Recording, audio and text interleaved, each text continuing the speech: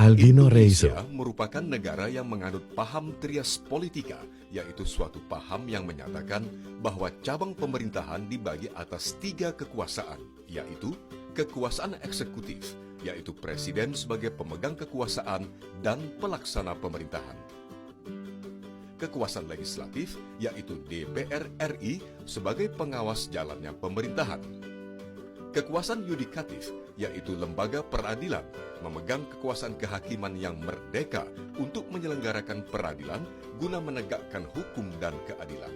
Sebagai lembaga legislatif, secara konstitusional, yakni Undang-Undang Dasar 1945, DPR RI memiliki hak, yaitu hak interpelasi, hak angket,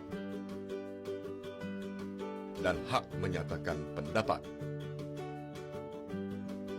Dalam Undang-Undang Nomor 17 Tahun 2014 Pasal 79 Ayat 2, lebih lanjut diatur bahwa hak angket adalah untuk melakukan penyelidikan terhadap pelaksanaan suatu undang-undang dan atau kebijakan pemerintah yang berkaitan dengan hal penting, strategis, dan berdampak luas pada kehidupan bermasyarakat, berbangsa, dan bernegara yang diduga bertentangan dengan peraturan perundang-undangan. Berkaitan dengan penyelidikan terhadap pelaksanaan suatu undang-undang ini, maka semua lembaga yang dibentuk melalui undang-undang mendapat pengawasan dari DPR RI, termasuk Komisi Pemberantasan Korupsi atau KPK, yang dibentuk sesuai dengan Undang-Undang Nomor 30 Tahun 2002. Bentuk pengawasan tersebut meliputi kinerja KPK di bidang penegakan hukum yang berkaitan dengan pencegahan dan penindakan korupsi dengan mengedepankan prinsip transparansi dan akuntabilitas. Selain itu, dalam Undang-Undang KPK Pasal 20 Ayat 1 juga disebutkan bahwa pertanggungjawaban publik KPK harus ditujukan kepada Presiden, DPR RI, dan Badan Pemeriksa Keuangan BPK. Dalam dengar pendapat antara DPR RI, dalam hal ini Komisi 3 DPR RI dengan KPK pada tanggal 17 dan 18 April lalu, telah mendapatkan masukan dan informasi tentang laporan hasil pemeriksaan tahun 2015-2016 yang dinilai ada 7 indikasi ketidakpatuhan KPK terhadap peraturan perundang-undangan.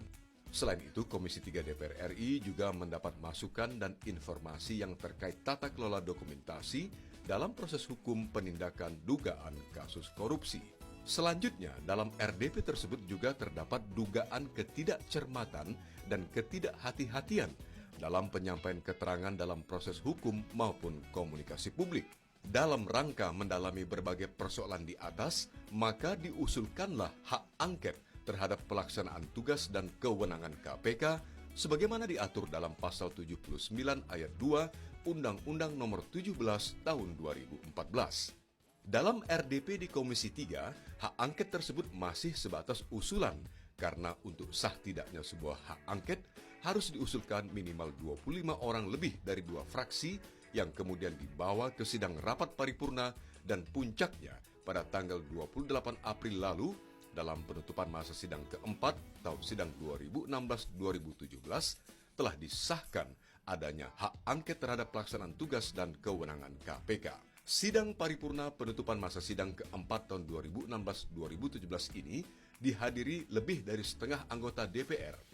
Tindak lanjut dari hak angket tersebut, nantinya Badan Musyawarah atau BAMUS DPR RI akan menjadwalkan kembali rapat untuk pengesahan panitia angket yang nama-namanya tentu berasal dari fraksi-fraksi.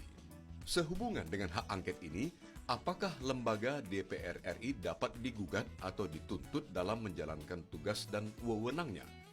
Dalam Undang-Undang Dasar 45 Pasal 20 Ayat 3 dinyatakan bahwa anggota DPR RI diberikan hak imunitas berdasarkan Pasal 224 Ayat 1 dan 2 Undang-Undang MD 3 tahun 2014, sehingga anggota DPR RI tidak dapat diganggu-gugat oleh pihak manapun yang berkaitan dengan tugas dan fungsinya.